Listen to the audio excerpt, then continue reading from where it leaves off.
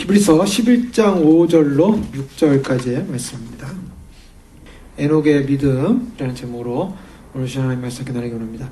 저희는 지난 시간에 히브리서 11장을 시작하면서 히브리서 11장의 이 믿음으로 시작되는 이 믿음의 장은 바로 우리의 영혼을 구원함에 이르게 하는 그러한 믿음에 관한 믿음이었음을 우리가 시작을 하면서 살펴봤습니다. 이 믿음은 보통 믿음이 아니라 우리를 구원하는 믿음입니다. 이 구원하는 믿음의 그 증거로서 구원의 믿음이 하나의 그런 추상적 어떠한 논증이나 단순한 역설을 통한 믿음의 사건을 이야기하는 것이 아니라 히브리 기자는 실질적인 신뢰를 통해서 증거함을 시작했습니다. 그 신뢰를 통한 증거함의 첫 번째 사람이 바로 아벨이라는 그러한 사람을 통해서 참된 믿음으로 제사를 드린 승리자, 그래서 하나님으로부터 의로운 자라는 그러한 칭호를 받는, 의로운 자라는 그러한 인침을 받는 증거를 얻는 그런 사람에 대해서 살펴봤습니다. 그러니까 아벨이 왜 드린 제사가 믿음의 제사였고 의로운 자가 됐는가? 그것은 다른 것이 아니라 이미 로마서 제가 10장 말씀에서 살펴봤던 것처럼 믿음이라고 하는 것은 들음에서 나고 들음은 그리스도의 말씀으로부터 시작된다라는 것을 우리가 이미 살펴봤습니다. 즉, 이 아벨이 주님 앞에, 하나님 앞에 제사를 드렸을 때는 그것이 그냥 우연한 상상에 의한 제사가 아니라 아담 이후로 아벨과 가인은 하나님으로부터 하나님께 나아가서 제사 드리는 방법에 대해서 이야기를 들었던 것이죠. 그래서 하나님께서 원시복음 창세기 3장 15절에 나오는 참 여자의 후손을 통해서 구원할 구원의 계획, 그래서 아담과 하와에게 가죽옷을 입혀주시고 희생을 통한 하나님의 그런 참 보호하심, 하나님의 그런 보호하심의 옷을 입어야만이 진정 하나님 앞에 나아갈 수 있는 길을 열어주셨습니다. 바로 그 길에 대한 순종, 그 길에 대한 순종의 방법을 따른 사람이 바로 아벨이었습니다. 아벨은 어린 양의 첫 새끼를 가지고 그 첫 새끼를 죽여서 그 기름과 그 첫 새끼를 하나님께 드림으로 말미암아 하나님께 나아가는 방법대로 제사를 드렸다는 것이죠. 바로 그것이 믿음이라는 것입니다. 믿음이라는 것이 자신의 생각과 자신의 방법을 하나님께 아무리 무엇인가 잘 해드리려고 해도 그것은 하나님 편에서 하나님의 선택한 방법이 아니라면 그것은 믿음의 모습이 될 수 없다는 것입니다. 주님께서는 바로 그와 같은 아벨이 하나님께 제사를 드린 걸 통해서 아벨이 고백하는 고백을 받았던 것이죠. 그 고백은 무엇입니까? 인간은 죄인이고 죄로 말미암아 죽어야 될 존재라는 것을 인정했다는 것입니다. 그래서 죄로 말미암아 죽어야 될 그 인생이 자기가 죽어야 되는데 자기가 죽지 않고 대속물을 통해서 하나님께 나아갈 수 있는, 대속물이 대신 죽음을 하나님께 나아갈 수 있었다는 거죠. 그 대속물이 바로 희생양이었고, 그래서 결국에는 하나님께서 아담과 하와를 죄로 말미암아 에덴 동산에 내쫓을 수밖에 없는 하나님의 심판적 사건을 인정할 수밖에 없었다는 것입니다. 여기에는 전체적인 자기 절망이라는 것이 전제되고 있습니다. 인간은 절망이다. 하나님께 나아갈 수 없는 존재다. 죽은 존재다. 그러나 그런 절망을 가지고 하나님께 나아갈 수 있었을 때는 바로 하나님의 크나큰 은총이 바로 대속자라는 은총을 통해 나갈 수 있었다. 그 대속자가 누군가? 바로 예수 그리스도였습니다. 그래서 결국에는 아벨이 드린 제사는 바로 하나님께서 창세기 3장 15절에 말씀하신 여자의 후손을 통한 대속적 그 예표적 제사를 하나님께 드림으로 말미암아 결국 의롭다라는 칭호를 받게 되는 것이죠. 하나님께 나가는 사람은 바로 의로워지지 않으면 하나님께 나갈 수 없습니다. 거룩해지지 않으면 하나님께 나가지 못합니다. 정결해지지 못하면 하나님께 나갈 수 없다는 것입니다. 바로 그것이 그 예물에 대한 증언이다. 이렇게 말씀하고 있고요. 오늘은 이제 두 번째 그러한 신뢰와 증거로서 오늘은 에녹에 관한 말씀을 하고 있습니다. 믿음으로 에녹은 죽음을 보지 않고 옮겨졌다. 우리가 이 시작되어지는 아벨과 그 다음에 에녹을 통해서 이 히브리 기자는 지금 이 믿음의 이 선진들의 믿음을 이렇게 순서대로 나열하고 있는 것이 아닌가라고 생각할 수도 있습니다. 그러나 히브리 전체를 통해서 보면 사실은 아벨 다음에 에녹이기 때문에 아벨 다음에 에녹을 언급했구나 이렇게 쉽게 생각할 수 있습니다. 그런데 다른 구절들을 보면 그렇지 않은 것을 발견하게 됩니다. 구절에 보면 이삭 및 야곱에 관한 이야기를 하다가요 11절에 믿음으로 사라 자신도 이렇게 말하고 있습니다. 즉 이삭과 야곱은 사라보다 뒤죠. 그 사라의 그러한 자녀라고 할 수가 있겠는데, 그런 이 사라가 뒤에 나오고 이삭과 야곱이 앞에 나옵니다. 그것은 연대기적 순서가 아님을 우리가 금방 발견하게 됩니다. 30절 말씀에도 보고요. 믿음으로 7일 동안 여리고를 도니 성이 무너졌다라고 30절 말하고 있죠. 근데 31절 보십시오. 믿음으로 기생 라합은 정탐꾼을 평안히 영접하였으므로. 자, 이것은 뭘 말하냐면 여리고성이 무너졌다는 것이 30절에 나오고 31절에는 기생 라합이 정탐꾼을 영접했답니다. 그러니까 정탐꾼을 영접한 것은 여리고성이 무너지기 전이었죠. 근데 여리고성이 먼저 무너지고 그 다음에 정탐꾼을 영접했다라는 말씀이 나와요. 30절과 31절 사이에 이 순서가, 이 시간제 연대기도 순서가 바뀐 것을 보게 됩니다. 그 외에도요, 32절에 보면 기드온이 바락보다 먼저 나오고요. 그 다음에 다윗이 사무엘보다 먼저 나옵니다. 사무엘 다음에 다윗이 나오지 않습니까? 그리고 삼손과 입다를 통해서 보면 삼손이 마지막 사사로 나오는데요. 입다가 나중에 나오고 삼손이 먼저 나옵니다. 이것은 지금 히브리 기자가 그냥 아무렇게나 생각나는 대로 막 뒤죽박죽 막 이렇게 성경을 써내는 것이 아니라, 이것은 성령의 감동에서 이제 성경이 기록되지 않았습니까? 이것은 히브리 11장에 나오는 이러한 모든 예들은 어떤 연대기적 순서에 의해서 적혀진 것이 아니라 뭔가 의미를 두고 적고 있구나. 중요한 것을 앞에 놓고 또 저중요한 것에 대한 어떤 해석, 그 다음에 따라야 될 그러한 보충적 설명을 위해서 이렇게 순서가 바뀌고 있구나라는 것을 우리는 발견할 수가 있습니다. 자, 그런 차원에서 우리가 4절과 5절을 보면 믿음으로 아벨은 이라고 말하고 있고요. 5절은 믿음으로 에녹은 하고 말하고 있습니다. 자, 아벨은 어떤 분인가? 아벨은 하나님께 처분으로 제사를 드리는 말미암아 예배를 드리는 말미암아 하나님께 나아가는 방법에서 성공했습니다. 그래서 하나님께 나아가는 방법에 성공한 인생. 여러분, 우리가 하나님과의 관계 속에서 인간이 본질적 최초 시작은 하나님께 나아가야 한다는 거죠. 하나님께 나아가지 못하면 아무것도 이루어질 수가 없습니다. 그 다음에 아무것도 될 수가 없어요. 우리가 하나님을 알고 하나님께 나아가시는 길이 열렸다는 거, 이것은 시작을 말합니다.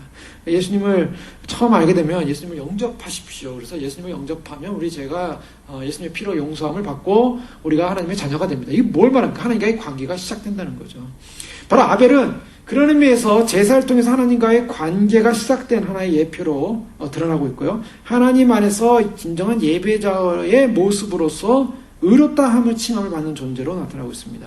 그런데 에녹은 뭐냐면, 에녹을 보면요, 에녹은 그 다음으로 넘어가서 6절에 보면 믿음이 없이는 하나님을 기쁘시게 하지 못하나니 하나님께 나아가는 자는 반드시 그가 계신 것과 그가 또한 자기를 찾는 자들에게 상 주시는 이심을 믿어야 할지니라.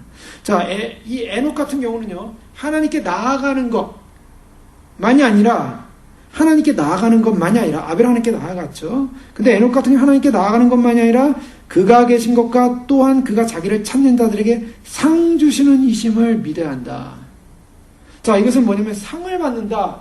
찾는 자들에게 상을 받는다. 즉, 에녹은 뭐냐면 믿음의 어떤 행실이 따른다는 것입니다.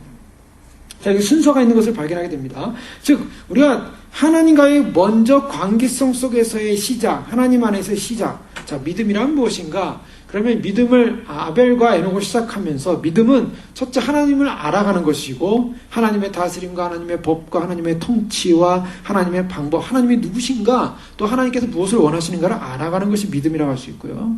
그 다음에 그 믿음에 대한 지식을 근거로 해서 우리가 사고하고 분별하고 그리고 결정하고 책임을 지는 것. 믿음은 하나님이 누구시며 그분이 어떤 것을 원하시며 어떤 일을 하셨으며 어떤 계시와 은혜를 주셨으며 하나님을 아는 지식으로부터 시작을 하지만, 그러나 좀 더 나가서 그 믿음이라는 것은 좀 더 하나님 앞에서 우리의 삶이 어떻게 책임져야 되는 것인가, 어떤 삶을 살아야 되는 것인가의 관련으로 넘어간다는 것입니다. 즉, 순종하고 반응하고 책임지는 일이 있다. 즉, 하나님을 찾는 자들에게 상 주신다. 이거는 뭘 말하냐면 그가 하나님을 찾는 자야 한다는 어떤 책임감이 따른다는 거예요.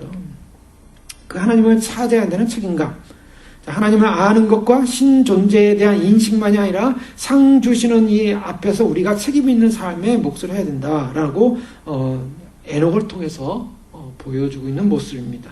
자, 이런 것들을 보면요, 먼저 우리가 실현돼야 되고 시작돼야 되는 것이 뭔가는 우리가 시작을 통해서 살펴봤습니다. 아벨을 통해서 먼저 하나님께 예배자로서 하나님을 높이고 하나님을 만나고 하나님 안에 머무는 것이고 또 하나님과의 그 교제권이 시작되는 것으로 시작해야 된다라는 것입니다. 많은 사람들이 예수님을 믿게 되고 교회를 다니게 되면 그 다음부터는 하나님 안에 깊이 들어가서 하나님과 교제하고 하나님을 만나는 시간보다는요, 내가 이제 예수님 믿었으니까 뭔가 열심히 해보자. 그래서 뭐 개인적인 여러 가지 사역도 하고 뭐 주일학교 선생님도 하고 또 뭔가를 하려고 하고 뭐 여러 가지 또 전도도 하고 뭐 여러 가지 일을 하려고 합니다. 디모데전서 3장 6절에서는요, 새로 입교한 자도 말지니 교만해져서 마귀를 정죄하는 그 정죄에 빠질까 하며, 이게 이제 바울이 디모데에게 권면하면서 목회적 권면이죠. 새로 입교한 사람, 새로 예수님 믿는 사람, 새로 이제 기독교로 교화된 사람, 새로 기독교로 개종한 사람, 기독교로 들어온 사람에게 뭐냐? 굉장한 일을 맡기지 말고 굉장한 일을 시키지 말라는 것이죠. 왜냐? 그런 사람이 되면요, 제대로 하나님과의 관계도 알지 못한 채 하나님과의 깊은 예배자로서의 그런 자기 부인과 또 하나님과의 관계성 안에서의 자기 성찰을 하지 못한 채 여러 가지 일을 하다 보면요, 신앙이 없는 사람이 일을 하다 보면 교만해지기도 하고 마귀를 정죄하는 그 정죄에 빠져서 교만이 뭡니까? 이게 그 성화되지 못한 상태에서 일을 하니까 결국에는 자기가 높아져서 마귀는 자기가 자꾸 높아지다 보니까 하나님보다 자기를 높이려고 했죠. 그리고 하나님과 같아지려고 했죠. 그러니까 결국 그것 때문에 정죄를 받았습니다. 교만이라는 거. 결국 새로 입교한 자도 말지니 교만해진다. 이게 굉장히 경계하는 말씀이죠. 우리가 신앙생활에서 가장 경계되는 것이 뭐냐면 성숙하지 못하고 주님과의 관계 속에 깊어지지 못한 상태에서 뭔가 굉장한 일을 한다고 스스로 생각을 할 때 그때 오는 오류가 뭐냐면 그때 오는 오류가 무너집니다. 즉 교만으로 인해서 무너질 수 있다라는 것을 성경은 표현하고 말하고 있어요. 그런 의미에서 정말 주님과의 먼저 된 관계, 주님과의 관계가 중요하다라는 것을 보여주고 있고요. 에녹의 경우는 그런 이제 주님과의 관계된 사람들이 이제 어떠한 삶으로 열매를 맺혀야 될 것인가, 이제 그것을 이제 강조하고 있는데요. 특별히 이 에녹의 경우에 이 하나님을 기쁘시게 했다라고 6절에 말씀하고 있지 않습니까? 근데 이 하나님을 기쁘시게 했다라는 이 말씀은 또 창세기로 넘어가면 동일한 표현을 하고 있습니다. 에녹은 창세기 5장에 이제 나오게 되는데요. 야렛이라는 사람의 아들입니다. 야렛은 창세기 5장 18절에 162세에 에녹을 낳았고요. 에녹은 65세에 무두셀라를 낳았다라고 21절에 말하고 있습니다. 그리고 22절에는 무두셀라를 낳은 후 300년을 하나님과 동행하며 자녀들을 낳았으며, 여기서 이제 에녹이라는 사람에 대한 특징이 뭐로 나오고 있냐면 동행이라는 말이 나오고 있습니다. 동행이 무엇인가? 하나님과 동행했다. 그러면서 365세를 살았다라고 하고요. 24절에 보니까 에녹이 하나님과 동행하더니 하나님이 그를 데려가심으로 세상이 있지 아니하였더라. 자, 창세기 5장 24절에는요, 에녹이 하나님과 동행하더니 하나님이 그를 데려가셨다라고 말하고 있어요. 자, 오늘 이 히브리서 11장 5절에서는 믿음은 에녹으로 죽음을 보지 않고 옮겨졌으니 하나님이 그를 옮기심으로 다시 보이지 아니하였다라고 했는데, 그가 어떤 사람이 하나님을 기쁘시게 하는 사람이다 라는 그러한 증거, 하나님을 기쁘시게 하는 자라는 어떤 증거를 받았다라고 5절에서 말하고 있죠. 그럼 옮겨지기 전에 하나님을 기쁘시게 하는 자라는 증거를 받았다. 자, 하나님을 기쁘시게 하는 자라는 것은 히브리서 11장 5절에 말하고 있고요. 창세기 5장 22절에는 하나님과 동행하며 자녀를 낳았다, 이렇게 표현하고 있습니다. 자, 지금 에녹에 있어서 무엇이 등장하고 있냐면 에녹의 삶 가운데 하나님과 동행하는 삶. 자, 이 하나님과 동행하는 삶이 무엇을 말하는가? 하나님을 기쁘시게 했다는 것입니다. 자, 하나님을 기쁘시게 하는 삶, 하나님과 동행하는 삶. 즉, 하나님과 동행하는 것이 하나님을 기쁘시게 했는데요. 이 하나님과 동행하는 삶이라는 것이 어떤 삶인가? 하나님과 동행한다는 것은요, 당시의 상황에서 굉장히 중요한 부분이었습니다. 하나님과 동행한다는 것은. 왜 하나님과 동행함이 당시에 중요했는가?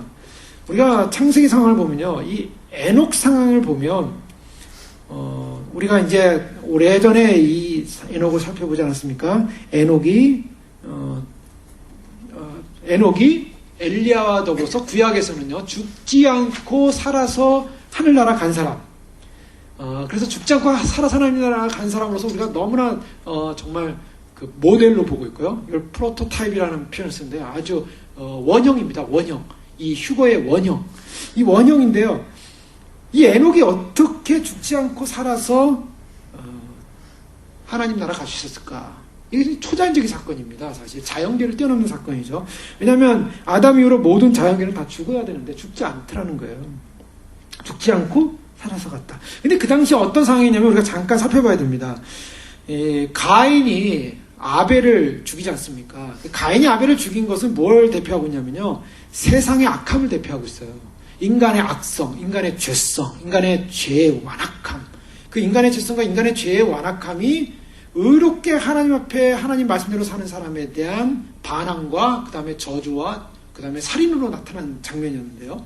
당시의 사람들의 죄악이 어땠냐면, 당시의 사람들은요, 6장을 보면, 창세기 6장을 보면 사람이 땅에 번성하기 시작할 때, 자, 이제 이것은 우리가 성경을 항상 이렇게 연대기적으로 이렇게 볼 상황이 있지만 어떨 때는 이렇게 중첩되기도 합니다. 그래서 요한계시록을 해석할 때도 요한계시록을 처음부터 이렇게 시간적으로 이렇게 연대기적으로 보기도 하고요. 또한 그 시간적으로 보는 상황을 또 중첩적으로 봐야 되는 그런 시각도 있어요. 그런데 오늘 이 6장이 써질 때도요, 지금 이 아담 이후로 사람들이 이제 이렇게 태어나지 않습니까? 태어나서 이제 노아 때까지 32절에 나오고 있는데요.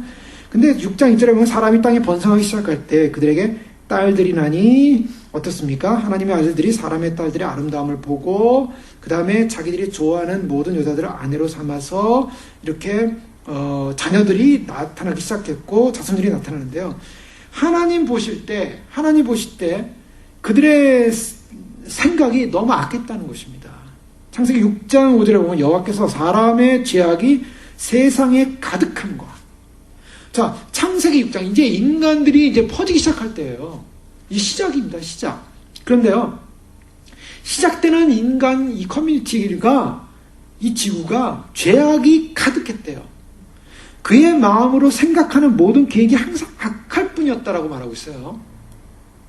그래서 6절에 보면, 6장 6절에 땅에 사람 지으셨으면 한탄하고 마음에 근심하셨고, 그래서 7절에 보니까 사람을 이 지상에서 쓸어버리겠다. 이렇게 하나님 결정하신 거예요. 자, 이게 굉장히 충격적인 사건입니다. 왜 충격적인 사건이냐면, 창세기가 시작돼서 아름답고 그리고 희망찬 미래가 펼쳐질 인류사에 시작하자마자 인간들은 전부 다 죄로 가득 찼더라는 거예요. 꽉 찼더라는 겁니다. 이것이 인간입니다. 이것이 인간 사회예요. 사람들이 인간 사회는 좀 좋아질 것이다. 앞으로 유토피아가 올 것이다. 사람들이 살만한 세상이 올 것이다 라고 사람들이 생각하고 기대를 합니다. 그러나 창세기에 보여주는 인간의 본성은요, 인간은 시작하자마자 죄악으로 가득 차고 그 마음의 생각이 온갖 악한 것으로 가득 찼다라고 성경은 말하고 있어요. 왜 그랬는가? 이유가 무엇입니까? 왜 인간은 그렇게 죄로 말미암아 가득 찼을까요? 왜 인간은 시작하자마자 그렇게 죄로 말미암아 하나님의 심판의 대상이 됐을까요? 이유는 간단합니다. 하나님을 떠났기 때문입니다. 여러분, 이것이 굉장히 중요한 핵심입니다. 인간이 하나님을 떠나는 그 순간, 인간은 선도, 의도, 아름다움도, 기쁨도 사실 없어요. 인간 안에는요, 악으로만 채워지는 거예요. 그래서 에베소서 2장 2절에 뭐라고 하냐면, 그때 너희가 그 가운데서 행하여 이 세상 풍속을 쫓고 공중의 권세 잡은 자를 따랐으니 곧 지금 불순종의 아들들 가운데 역사는 영이라. 인간의 실존을 뭐라고 말하냐면, 인간의 실존은 이 세상 풍속을 쫓는 공중의 권세 잡은 자를 따르는, 결국 아담과 하와가 범죄한 것은 사단의 유혹에 속았죠. 사단이 속임에 속았습니다. 사단이 속인 데는 뭐가 있었습니까? 사단이 속인 그런 방법이 창세기 2장에 가면요, 3장에 가면 6절에 사단이 뱀에게 들어가서 이렇게 유혹하지 않습니까? 하와를 유혹할 때요, 뱀이 여자에게 이르되 너희가 결코 죽지 아니하리라 하면서 선악과에 대해서 이제 먹으라 하면서 죽지 않는다라고 말하면서 뭐라고 이렇게 너희가 그것을 먹는 날에는 너희 눈이 밝아졌어. 하나님과 같이 돼요. 선악을 알 줄 하나님이 아시며 너희 눈이 밝아질 거라 그랬어요. 그래서 6절에 보니까 여자가 그 나무를 본즉 먹음직도 하고 보안직도 하고 지혜롭게 할 만큼 탐스럽게 하고, 여기서 중요한 것이 뭐냐면요, 봤다라고 말했어요. 봤다. 봤다.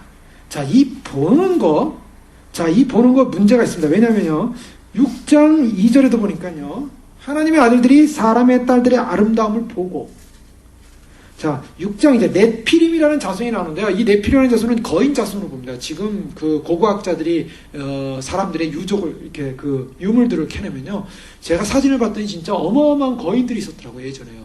그러니까 머리 하나가 이 건물 뭐 반만한 머리고요. 실제로요. 사람이 옆에 딱 섰는데 그 유골 머리에 해골이에요. 해골 옆에 딱 섰는데 지금 우리가 있는 이 건물의 반보다 더 큰 것 같아요. 사람이 요만해요. 이만하고요. 그 얼굴 해골이. 그 다음에 거기서부터 오는 어깨 뼈, 갈비뼈, 그 다음에 몸 다리까지 쫙 연결하니까요, 어마어마하게 큰 거예요. 근데 어떻게 그렇게 큰 사람이 있을 수 있는가? 이게 뭐 누가 만들어낸 게 아니고 그대로 화석이 돼가지고요. 그대로 인간 그 뼈가 그대로 남아있는 거거든요. 이 사람들이요, 퀘스천이에요. 와, 어떻게 이런 일이 있는가? 성경에 보니까 나와요, 성경에. 성경에 네피림이라는 6장 4절에 나오는 이 네피림은 거인족을 말하고 있거든요. 근데 이 거인족이 어마어마하게 큰 거인족이에요. 근데 이 거인족이 어떻게 나왔는가? 여러 가지 이제 학설들이 있습니다. 그런데 6장 2절을 해석하는 것이 난해한 해석이에요. 여러 가지 해석이 있어요. 근데요, 하나님의 아들들이 사람의 딸들. 요것이 굉장히 어려운 부분입니다. 근데 하나님의 아들들이 누구냐? 그리고 사람의 딸들이라고 왜 얘기했느냐? 하나님의 아들들은 뭐고 사람의 딸들은 뭐냐? 하나님의 아들들이 보고 사람의 딸들과 결혼을 해가지고 아이를 낳는데 전부 거인이 난 거예요. 그 하나님의 아들들이 뭐냐? 에녹 일서라는 소위 외경으로 알려진 에녹 일서는요, 유다서에 살펴보겠죠. 유다가 그걸 인용합니다. 유다서 1장에. 그런데 그 유다가 인용할 정도로 에녹 일서는 거의 정경에 가까울 정도로 묵시문학에서는 인정을 해요. 그래서 신학자들이 그걸 에녹 일서를 다 인정하는데요. 에녹 일서의 내용을 보면요, 이 하나님의 아들들은 천사들로 말하고 있어요. 타락한 천사들. 사탄으로 보여요. 이 하나님의 아들들이라고 표현했을 때 이 하나님의 아들들은 타락한 천사들인데, 당시의 영계 상황과 육계 상황이 우리가 좀 구분이 안 가지만 때로는 우리도 모르지만 천사가 나타나는 경우도 있지 않습니까? 실제로 마리아에게 가브리엘 천사장이 나타났잖아요. 그리고 또 다니엘에게는 미가엘 천사장이 나타난다고요. 우리가 안 보이지만 천사장이 딱 그 자기의 모습을 사람들에게 보일 때가 있어요. 그런 것처럼 이 천사는 영적인 존재지만 이 우리가 살고 있는 육계를 왔다 갔다 할 수 있는 존재들입니다. 근데 하나님의 아들들이라는 이 존재, 타락한 존재들이요, 사람의 딸들을 보고 너무나 예쁘고 좋아서 결혼을 해가지고 결국 아이를 낳는데, 그 아이가 뭐냐면 네피림이라는 자손이었다고 성경은 말하고 있는 거예요. 에녹에서 그걸 말하고 있어요. 자, 그 하나의 힌트가 되기도 하는데요. 그러나 그것을 정경으로 받아들일 수 없는 부분은 성경에서 이 하나님의 아들들이 천사다라고 말하진 않았어요. 근데 어쨌든 하나님의 아들들 했을 때 어쨌든 하나님의 피조색입니다. 자, 문제는 뭐냐면요, 문제는 보고 죄를 졌다는 거예요. 근데 왜 사람과 사람끼리 결혼하면 아무 문제가 없는데, 사람과 사람끼리 결혼하는데 무슨 문제가 있겠습니까? 그런데 이 영적인 천사들의 존재와 육적인 인간의 여인과 결합을 해서 자녀가 났을 때, 이거 심각한 문제예요. 영계의 질서가 깨진 문제입니다. 영계의 질서, 하나님께서 금하신 영계의 질서, 너희는 영적인 존재로 만들어졌는데 어떻게 육계라는 이 세상에 들어와서 세상의 여인들과 결합을 해서 아이를 낳을 수 있느냐? 그래서 하나님의 이때 다 쓸어버리겠다고 결정하셨다, 이렇게 해석을 할 수가 있다는 것입니다. 하나님께서 인간 사회 속에 인간으로 하여금, 하나님은 인간은 인간으로 이 흙으로 만들어져가지고 하나님으로부터 호흡을 받아서, 그래서 생명이 돼서 하나님과 교제하는 피조 세계로 하나님은 만들었는데, 인간을. 그러나 인간과 천사가 결합되는 사건이 벌어진 거예요. 일종의. 자, 그렇게 보면은 우리가 좀 더 이해가 빠를 수 있죠. 그러나 우리가 하나님의 아들들이라는 이 부분을 해석할 때 신학자들은 이것은 그냥 하나님의 사람들이다, 이렇게 해석을 하기도 합니다. 그러나 좀 난해해요. 이 하나님의 아들들을 해석하는 부분 난해합니다. 에녹 일서에 보면 힌트가 나온다는 거죠. 어쨌든 중요한 것은 뭐냐면, 이 세상에 죄악은 어떻게 들어왔는가? 보는 곳에서부터 들어왔다는 거예요. 자, 이 눈에 보이는 것, 왜 사람들이 하나님을 떠나게 됐는가? 왜 사람들이 하나님을 떠나는가? 오늘날 사람들이 왜 하나님을 안 믿고 하나님을 제대로 안 믿습니까? 눈에 보이는 대로 살기 때문이에요. 내 눈에 보이는 것만이 가치라고 느껴지는 거예요. 그래서 경험론자들의 관점에서는요, 내 눈에 보이고 만져지는 것만이 진짜다, 실체다 라고 생각하는 거예요. 그러니까 눈에 보이는 게 뭡니까? 세상 아닙니까? 세상에 좋은 산들, 세상에 좋은 바다, 강들, 세상에 하나님 만드는 세상 창조물도 보면서, 야, 좋다, 좋다. 이것이 천국이구나, 여기가. 그 눈에 보이지 않는 세계는 어떻습니까? 눈에 보이지 않는 안 보이니까, 아이, 거기는 뭐. 자, 이 오늘 믿음으로 에녹은 죽음을 보지 않고 옮겨졌다. 에녹이 지금 믿음으로 살았답니다. 어떤 시대에 살았습니까? 눈에 보이는 대로 사람들이 죄를 짓는 시대에 살았어요. 굉장히 중요한 부분입니다. 에녹은요, 당시 하나님의 아들들이 여인들을 보고 여인들을 취하면서 하나님의 질서를 무너뜨리는, 눈에 보이는 대로 보니까 아름답고 보니까 좋았고 보니까 취하고 보니까 욕심 생기고 보니까 자기 거 삼고 싶고 보니까 욕심이 생기는 이런 눈에 보이는 현상들, 그런 눈에 보이는 걸 가치관으로 보고 그냥 육적으로 정욕적으로 살아가는 그 시대에 에녹은 그들과 같지 않았다는 거예요.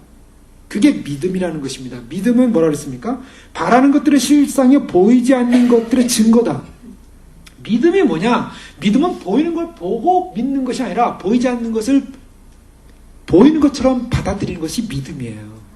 에녹은 그 당시에 많은 사람들이 보이는 대로 죄를 짓고 살 때 보이지 않는 걸 봤어요. 보이지 않는 세계를 봤어요. 이게 중요한 부분입니다. 눈에 보이는 대로 사는 그러한 삶 속에 사람들이요. 그래서 오늘날도 마찬가지예요. 오늘날 인간의 정욕이라는 게 뭡니까? 이 인간의 죄가 어디 들어오면요. 뭐 마음으로 들어올 수 있고 생각으로 들어올 수 있어요. 근데 마음과 생각으로 들어오는 그 시초는 뭐냐? 이 눈으로 보는 것 때문에 들어와요.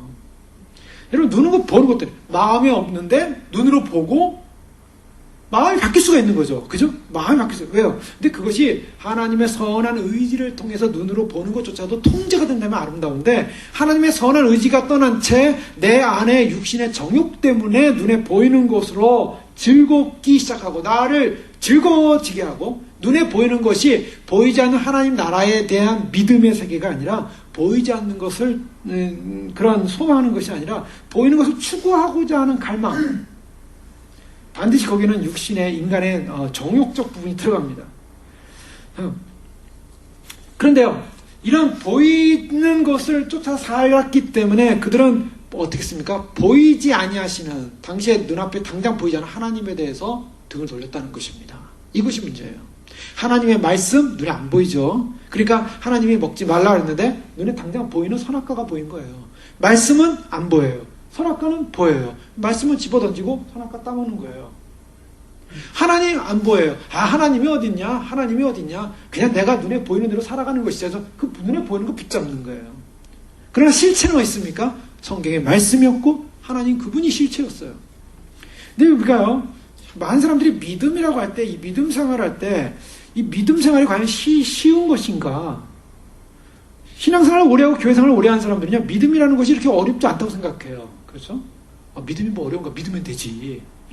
믿으면 돼요. 그래서 예수님 안 믿는 사람한테, 믿는 사람들이 하는 행동이 뭡니까? 주로? 믿기만 하면 돼. 이렇게 얘기해요. 그런데 그 사람들이요, 그 믿어지지가 않아요. 그게 어려운 거예요. 안 믿어지는 사람은 그 믿는다는 게 정말 불가항력적인 일이에요. 근데 믿는 사람은 너무 쉬운 거예요. 그래서 어쨌든 간에 그 믿음이라는 것이 그냥 단순한 건데 왜 못 믿느냐. 그래서 많은 사람들이 믿음을 이제 가져야 된다고 생각할 때 모태신앙으로 태어나던 아니면은 중간에 예수님을 믿던, 어쨌든 어떤 믿음이라는 어떤 그런 가치성 때문에 교회를 나올 수가 있습니다. 많은 분들이요, 교회를 나오면서요, 이 눈에 보이지 않는 걸 믿는다는 게 너무 힘든 거예요. 하나님 믿는다는 게 너무 힘든 거예요. 그러니까 이거를 믿자니 뭔가 이게 두리뭉실한 것 같고, 안 믿자니 뭔가 캥기고, 이게 뭔가 이거 안 믿으면 또 내가 손해보는 게 아닌가, 여기서 많이 갈등들을 해요. 그러면서 신앙생활 한단 말이죠. 그리고 교회는 다녀요. 교회를 좀 그렇게 하고 오래 다니다 보면요, 어떤 생각이 드냐면요, 이제는 믿지 말라 그러면 또 그건 아니에요. 믿어야지, 교회 다녀야지, 이렇게 생각한다고요. 부인을 할 수는 없어요. 교회는 다녀야 돼요. 부인하진 않아요. 그런데 정말 믿어야 됩니다라고 할 때, 정말 믿어야 된다고 할 때 그 다음에 어떤 조건이 뭐냐면요, 부인하진 않지만 정말 믿어야 된다고 할 때는요, 이게 모험이 되는 거거든요. 그래서 내가 보이지 않는 하나님을 정말 믿기 위해서는 하나님 증거 하나 보여주십시오. 증거. 이 문제만 해결되면요, 내가 하나님 반드시 있는 줄 믿겠습니다. 이제 그렇게 딱 조건을 거는 거죠.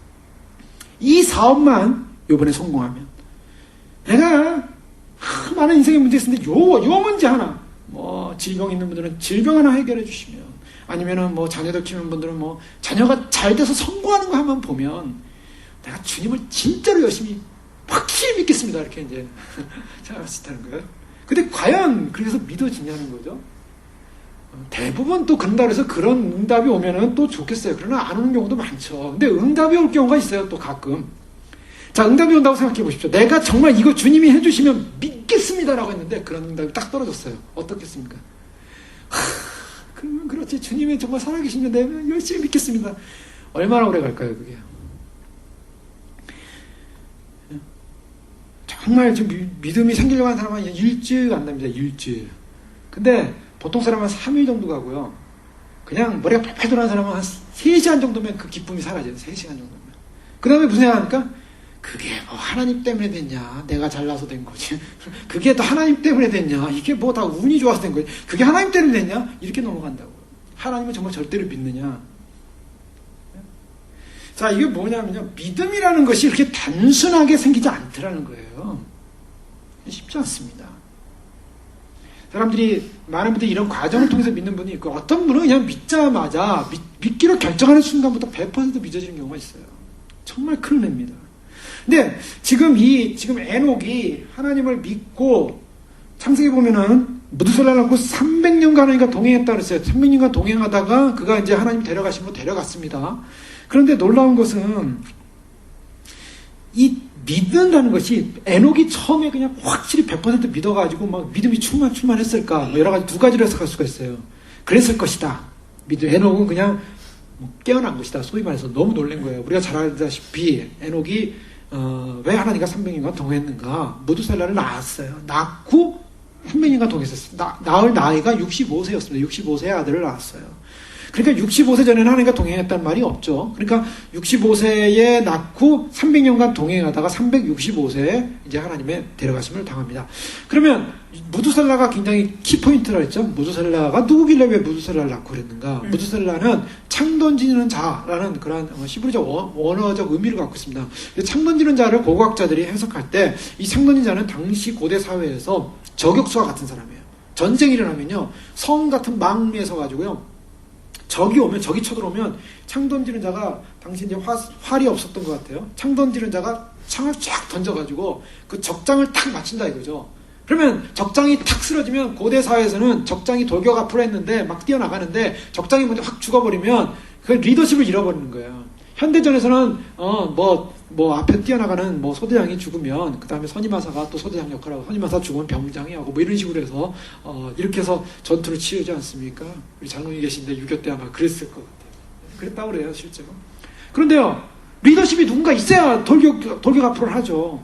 근데 당시에는 고대 사회는 그 적장만 딱 죽여버리면요 다 기가 꺾이는 거예요. 다 사기 저하 정부 항복하는 거 도망가는 겁니다. 기가 죽어서. 그래서 소위 말해서 이 저격수가 중요했는데 이 창을 던지는 이 저격수가 무두셀라예요. 무두셀라. 이 무두셀라가 지금 이제 창을 던져야 되는데 중요한 거는 이 무두셀라가 창을 못 던지고 상대방의 저격수에서 먼저 죽는다 이거예요. 무두셀라가 딱 죽어버려요. 무두셀라가 먼저 창을 맞고 죽어버리면 어떤 사건이 벌이냐? 이 무두셀라가 속한 이 그룹은 전부 다 망한다. 전부 다 죽는다. 이런 개념이 들어갔다는 것을 확인했어요. 뉴빅이라는 사람이. 그래서 당시에 무두셀라의 죽음은 무엇을 상징하냐? 심판이 온다라는 것으로 결정을 했어요. 그래서 에녹은요, 무두셀라를 할 때 그 이름을 무두셀라라고 칠 때 하나님부터 계시를 받았다는 것입니다. 무슨 계시냐? 이 무두셀라가 죽으면 하나님이 이 땅을 심판할 것이다.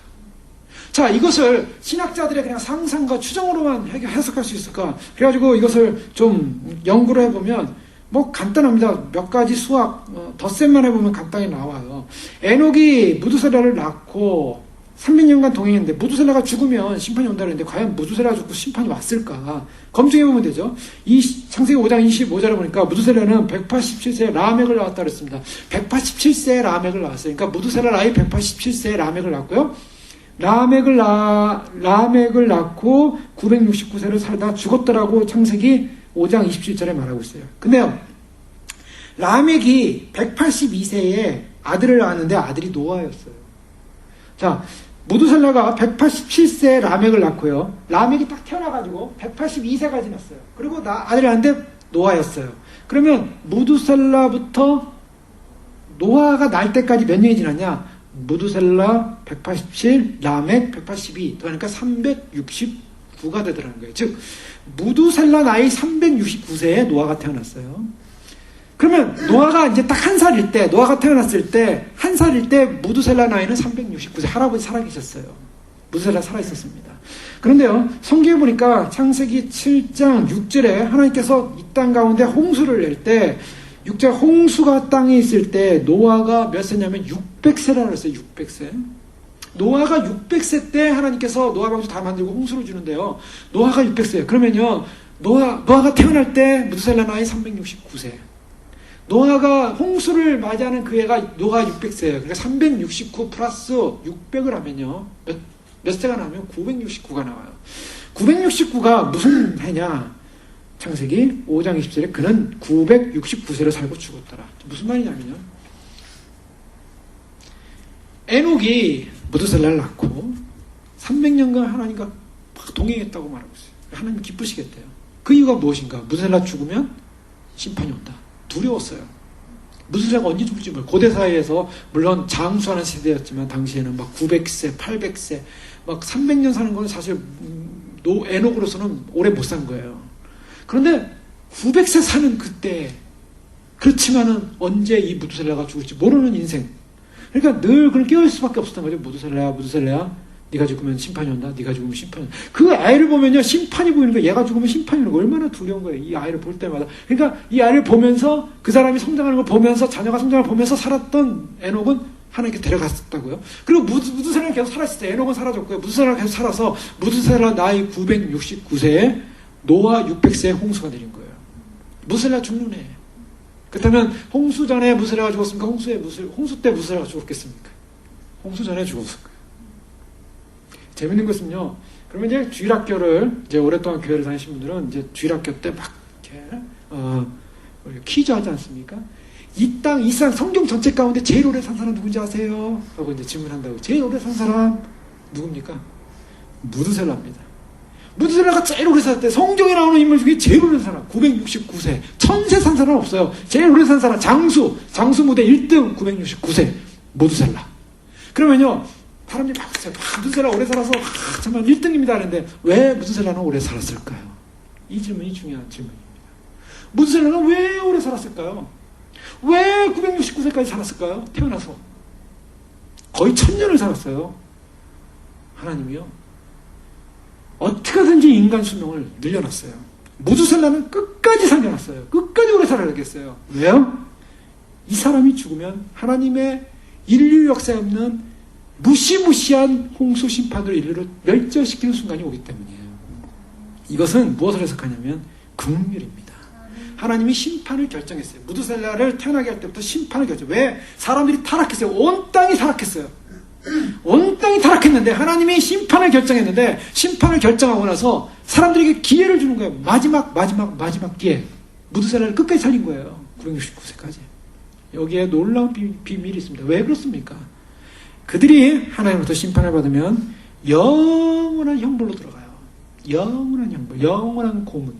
그래서 에녹기서에 보면요, 에녹이 실제로 지옥의 고문 기계들을 봐요. 무시무시한 기계. 저 기계들이 뭡니까? 저 기계들은 나를 배반하고 나를 떠난 배신한 영들이 들어가서 영원히 고통받을 그런 고문 기계들이다. 예, 지금 창세기 상황과 가운데 에녹이 그 당시에 본 지옥의 모습도요, 지금하고 별다를 게 없는 거예요. 영원히 하나님을 떠난 자들의 당할 고문.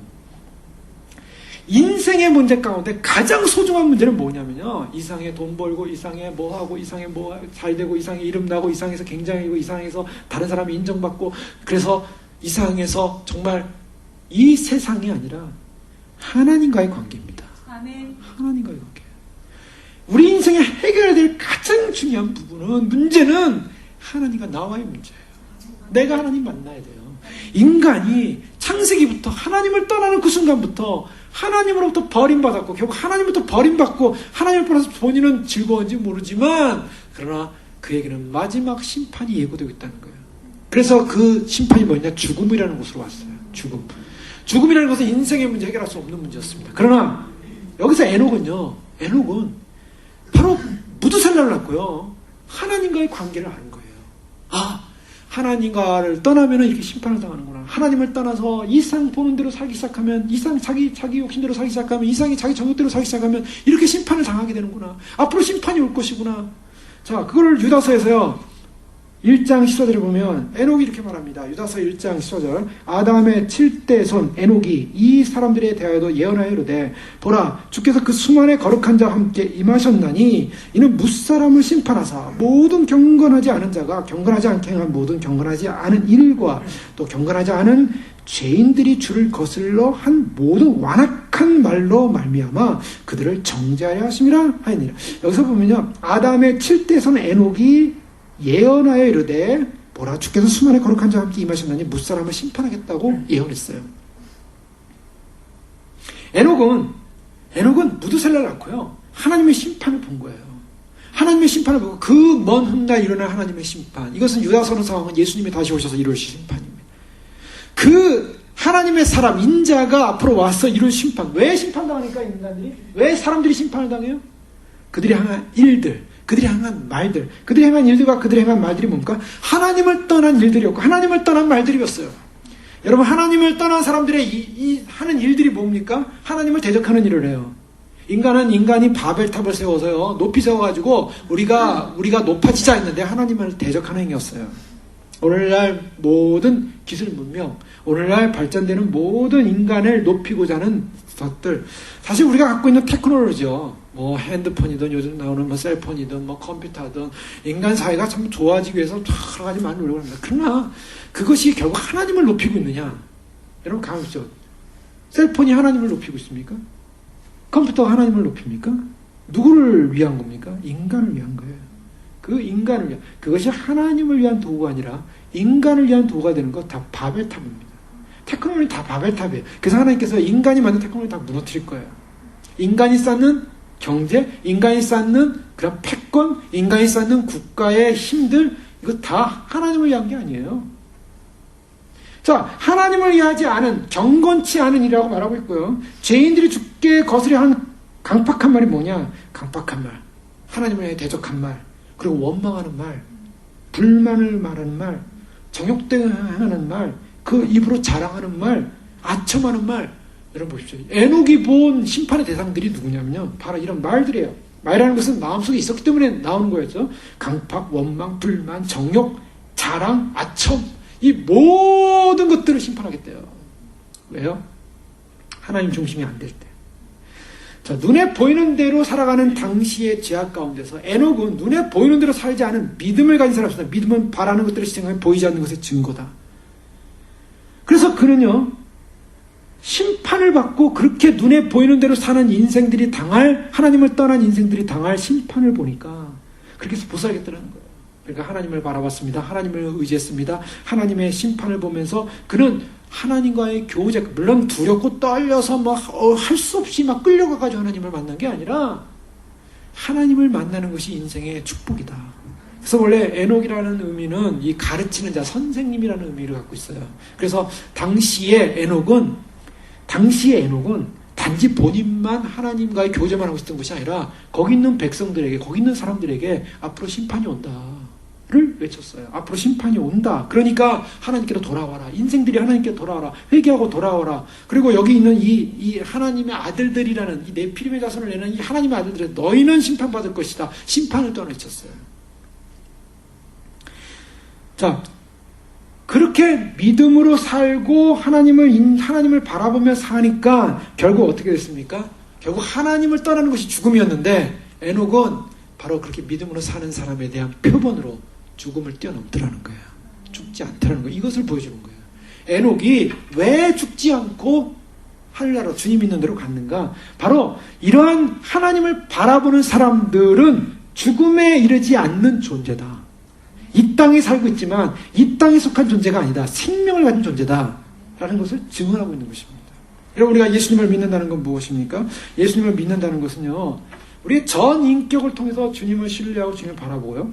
그래서 우리가 이 땅을 살지만 이 땅에 존재하지 않는 거라는 것을 증명하는 삶이에요. 빌립보서 3장 10절에 보면 내가 그리스도와 그의 부활의 권능과 그 고난에 참여할 그 부활의 권능에 참여한다. 부활이 뭡니까? 죽었다가 다시 사는 거예요. 우리 이 땅에 살고 있지만 어떤 존재? 죽지 않는 존재, 죽어도 다시 사는 존재. 그 권능의 능력을 우리가 우리 마음속에 체험해야 되고 그것을 참여해야 되고 죽으심을 본받아 어쩌든지 우리는 죽은 자 가운데서 부활에 이르려 한다.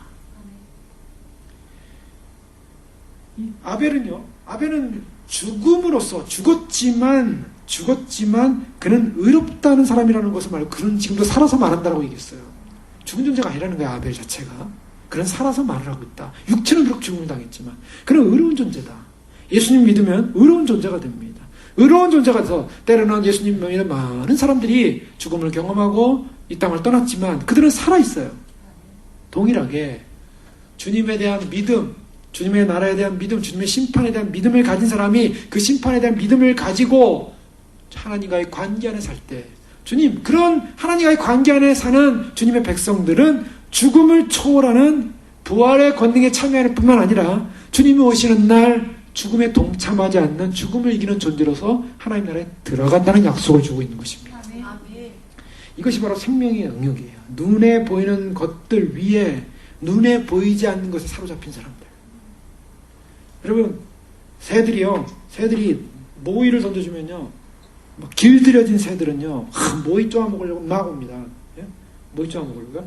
닭들도 그렇죠. 닭들이나 저런 무슨 공원 같은 데 가서 새들한테 이렇게 주면요, 새들이 막 쪼아먹어. 그런데요, 푸수가 새들을 잡으려고요, 먹이를 던져놓고 쪼아먹는 그 새들 향하여 쏜다고 생각해보세요.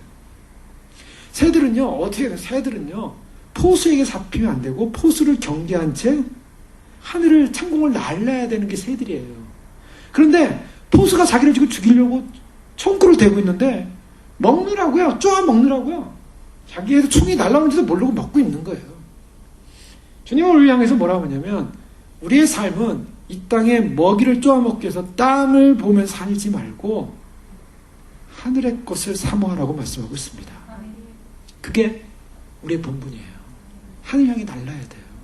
하늘 향해 가야 돼요. 데살로니가서 4장 16절 말씀 너무나 잘 알고 있지 않습니까? 주께서 호령과 천사의 소리와 하나님의 나팔로 친히 하늘로 쫓아 강림하시리니 그리스도 안에서 죽은 자들이 먼저 일어나고 땅에 있지만 죽지 않고 그 후에 우리 살아남은 자도 저희와 함께 구름 속으로 끌어올려 공중에서 주를 영접하게 하시니 구름 속으로 끌어올려. 우리가 가야 할 본향이 어디입니까? 이 땅입니까? 이 땅은요, 잠깐입니다. 다 철거될 것입니다. 다 없어질 것입니다. 주님께서 요한계시록 말씀 보면요, 이 땅 것 다 무너뜨릴 거라고 말씀하고 있어요. 그러니까 이 땅에 우리의 목적이 있지 않습니다. 이 땅에 있지만 우리는 주님의 영광, 나라, 주님의 의를 바라보며 바로 그렇게 그것을 소망해 살아야 되는 것이죠. 에녹서 1장에 보면요, 하나님께서 오시는 날에 관한 예언을 하고 있어요. 모든 악인과 경건하지 못한 자들이 추방되는 환난의 날, 그때 남아있도록 정해져 있는 즉 택함을 받은 사람들과 의로운 사람들을 축복한 에녹의 말. 하나님께서 보내신 의인 에녹이 눈을 크게 뜨자 하늘에 계시는 거룩한 분의 환상이 보였으므로 좋아하려 되었다. 이것은 천사들이 나에게 보여준 것이며 또 나는 그들로부터 이것저것 모든 것을 들었으므로 내가 본 것을 쉽게 이해할 수 있었다. 그것은 지금 이 시대에 관계된 것이 아니라 앞으로 올 먼 앞날에 관계된 것이다. 나는 택함을 받은 사람들에게 비유로 말하였다. 위대하신 성자여 영원하신 하나님이 그 처소에서 나오신다. 그가 보길요, 성자가 하나님이 처소에 나오시는 걸 봐요. 그러면서 결국 이 하늘에서 쫓겨난 천사 루시퍼는 온몸을 떨며 공포가 그들을 사로잡아 땅의 끝까지 미칠 것이고 높은 산들이 경악하며 높은 언덕은 무너져 낮아지고 화염에 녹는 밀랍처럼 녹아 없어진다. 대지는 함몰하며 지상의 모든 것은 자연이 멸망하고 모든 사람에 대한 심판이 행하여진다. 그러나 하나님께서 의인들만은 평온하게 하시고 택함을 받은 사람들은 지켜주신다. 또 그들에게 자비를 베풀어 그들은 모두 하나님께 속하는 사람이 되며 번영하고 은혜를 받으며 하나님의 빛을 받을 것이다. 보라, 그분은 1만 명의 성자를 이끌고 오셨다. 그들은 심판을 행하기 위해서이다. 자, 1만 명의 성자를 끌고 오셨다. 자, 에녹서에서는 이렇게 표현하고 있는데 유다서에서는 그가 뭐야? 보라, 주께서 수많은 거룩한 자와 함께 임하셨나니 이렇게 표현하고 있어요. 그러나 에녹서의 정확한 표현은 1만 명의 성자를 데리고 오셨다. 수많은 거룩한 자와 함께 오셨다. 앞으로 일어날 이와 같은 사건. 자, 에녹은 바로 그런 하나님의 역사를 보고 있었어요. 하나님의 역사를 보고 있었기 때문에 그런 그 역사를 보면서 현실을 보면서 현실 속에서 현실에서 동화되지 않은 삶을 살았죠. 그리고 정말 자신의 삶이 하나님 앞에 도취되고 하나님 앞에 연합되어지고 하나님과 연관되어지고 하나님을 찾는 인생, 인생이 하나님을 찾지 못한 모습, 그것이 로마서 1장에 보면요, 로마서 1장 21절에 하나님을 알되 하나님을 영화롭게도 아니하며 감사하지도 아니하고 오히려 그 생각이 허망해지며 미련한 마음이 어두워졌다. 하나님을 알되 하나님을 알되 하나님을 영화롭게 하지 않은 인생. 그래서 하나님께서 그들을 마음의 정욕대로 더럽게 내어버려 주셨다. 마치 창세기 6장과 같은 상황이에요. 그들이 하나님의 진리를 거짓 것으로 바뀌었고 28절에 보니까 그들이 마음에 하나님 두기를 싫어하며 하나님께서 그들을 그 상실한 마음대로 버려두사, 그래서 그 죄악 가운데 쫙 나옵니다. 모든 불의, 추악, 탐욕, 악의, 시기, 살인, 분쟁, 사기. 하나님이 없으니까 인간 안에서 나오는 거냐? 전부 다 죄악이에요. 전부 다 독이에요. 전부 다 악이에요. 하나님을 마음에 두지 않으니까. 그래서요, 로마서 1장에서 사도 바울이 선언하는 것은 복음에는 하나님의 의의가 나타나서 아벨이 하나님의 의의를 받았다고 얘기하고 있어요. 의인이라 칭을 받았다고 해서 왜요? 자기가 죄인이라는 것을 인식했어요. 하나님을 떠난 자라는 것을 인정했어요. 아담과 하와가 범죄를 해서 쫓겨난 사건, 우리가 죄로 죽어야 될 적은자라는 사실을 인정했어요. 그래서 어린 양을 죽여서 그 가죽과 그 기름과 그 피를 가지고 하나님께 나가서 제사를 드릴 때 하나님, 나는 이렇게 죽어야 될 죄인이라는 것을 인정했어요. 하나님 외에는 내가 하나님께 이 방법 외에는 하나님께 나갈 길이 없습니다라는 걸 인정했어요. 하나님 앞에 자기 자신의 절망을 인정했어요. 바로 그럴 때 하나님이 만나주셨고 하나님이 인정해 주셨고, 자, 복음에는 하나님의 의가 나타났는데 그렇게 의롭게 하셨는데 믿음으로 믿음에 이르게 하나니 기록된 바 오직 의인은 믿음으로 말미암아 살리라. 자, 어떤 사람이 의인입니까? 어떤 게 믿음입니까? 하나님과의 관계성 속에 하나님을 알되 하나님을 마음에 두기 싫어하고 하나님과의 관계가 없는 사람은 믿음에서 져버린 자요. 에녹이 볼 때 심판의 대상이었어요. 그러나 아벨처럼 진정으로 하나님을 마음에 모시고 하나님과 함께하고, 이것은요, 내가 하나님을 안다라는 어떤 머리의 개념만으로 되는 게 아니에요. 사실 한편으로는요, 우리가 에녹이 300년간 하나님과 동행했다라고 할 때 이 두 가지로 해석해 볼 수가 있습니다. 그것은 물론 다른 인간 인생들보다는 짧은 인생이었지만 하나님께서 예를 들면 무드셀라가 다 살 때까지 960까지 한 1200세 더 살릴 수도 있었을 거예요. 근데 300년간 어떻게 보면요, 인간이 하나님 나라에 들어가기 위해서는 훈련받아야 할 시간, 소위 말해서 하나님의 심판을 깨닫고요, 그가 하나님 앞에서 경건된 자로 예언하면서 믿음으로 사는 시간이 300년 걸렸어요. 이렇게 볼 수가 있어요. 왜요? 그렇게 볼 수밖에 없는 게 인간은 하루아침에 바뀌지 않습니다. 하나쯤 안 바뀌는 게 인간이에요. 여러분, 내가 하나님 믿고 예수님 믿었을 때 갑자기 성자가 됐습니까? 갑자기 천사가 됐습니까? 제가 늘 말씀드렸던 거지만 예전에 정말 예수님 믿고 처음 교회 다니기 시작하면서 고등학교 때 임원회에 들어갔을 때 임원들이 싸우는 거 보세요. 저는 인간에 대한 기대를 포기했어요. 거기서요. 왜요? 아니, 그렇게 어렸을 때부터 교회 다니고 그렇게 못된 신앙이고 그러고 그 교회 임원이라는 자들이 앉아가지고 형제자매들이 앉아서 무슨 회의인데 중요한 회의도 아니에요. 심각한 것도 아닌데 그거 가지고 막 화를 내기 시작하고 막 그 텐션이 일어나는데요, 그 회의가요. 저는 교회 다니는 사람은 다 천사인 줄 알았어요. 다 착하고 다 문제 없고. 근데 거기 이렇게 보니까 그 인간의 그래서 거기서 역시 인생은 비슷하구나. 예. 그 세월이 지나면서요, 정말 성숙한 하나님의 모습을 담기까지 얼마나 많은 시간이 걸리겠습니까? 에녹도 300년 걸린 거예요. 하나님 나라 딱 들어가기까지. 그가 주님 보실 때 이제 합당하다라고 할 때까지 300년 걸렸다고 보시야만 합니다. 그가 갑자기 변화돼가지고 갑자기 성자가, 그러면 천사로 오죠. 아예 인간이 아니라. 그도요 65세까지는 제대로 살지 못했던 사람으로 보여요. 똑같이 판단하고 똑같이 생각하고 똑같이 보면서 살고 그런 죄인이었는데, 하나님께서 무드셀라를 낳을 때 그냥 계시로서 그의 존재된 앞으로 가야 될 인생의 본질을 보여준 거예요. 거기서 눈을 뜨고 하늘의 영광을 보고, 그리고 가르침을 받고 깨달음을 받고, 아까 잠깐 읽어드렸지만 천사들이 와서 그를 깨우쳐주고 알려줘요. 그가 배우지 않고서는요, 깨우치지 않고서는요 인식할 수 없었다는 거예요. 그래서 오늘 말씀에 믿음이 없이는 하나님을 기쁘시게 못하나니 하나님께 나아가는 자는 반드시 그가 계신 것과, 이 중요한 사실이죠. 그가 계신 것. 여러분, 우리가 하나님을 인식할 때요, 거기에 진정한 진리의 길 앞에 서는 것입니다.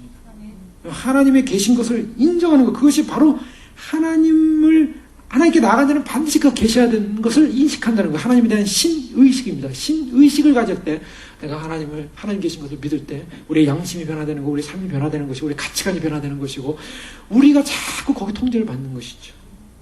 그 다음에 자기를 찾는 자에게 상 주신다. 자기를 찾는 자에게 무슨 상을 주십니까? 천국 보화를 많이 주셔서 기쁠까요?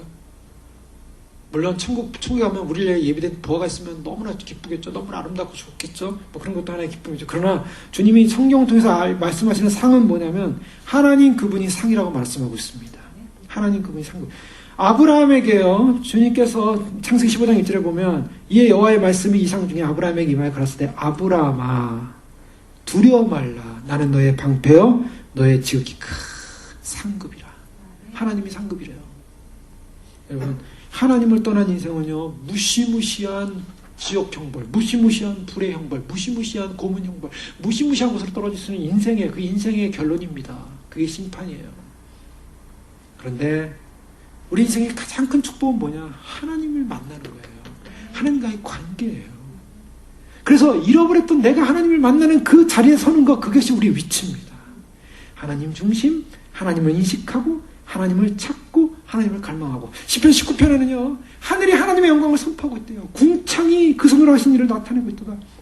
날은 날에게 밤은 밤에게 지식을 전하나 언어가 없고 들리는 소리가 없으나 그 소리가 온 땅에 통하고 그 말씀이 온 세계 끝까지 이르도다. 날은 날에게 말한대요. 여러분 이 땅에 있는 날들, 이 땅에 있는 하늘들, 이 땅에 있는 저 우주 천체들은 다 말을 하고 있어요. 말을 하고 있어요. 우리가 못 들을 뿐이에요. 다 말하고. 무슨 말을 하고 있습니까? 하나님의 영광을 선포하고 있더라는 거예요. 피조세계가 하나님의 영광을 선포하는 이 땅 가운데 인간만이 하나님을 찾지 않고 있고 인간만이 하나님을 떠나고 인간만이 보는 대로 살고 있고 인간만이 보는 대로 평가하고 있고 인간만이 보이지 않는 하나님에 대한 믿음을 잃어버린 인생들.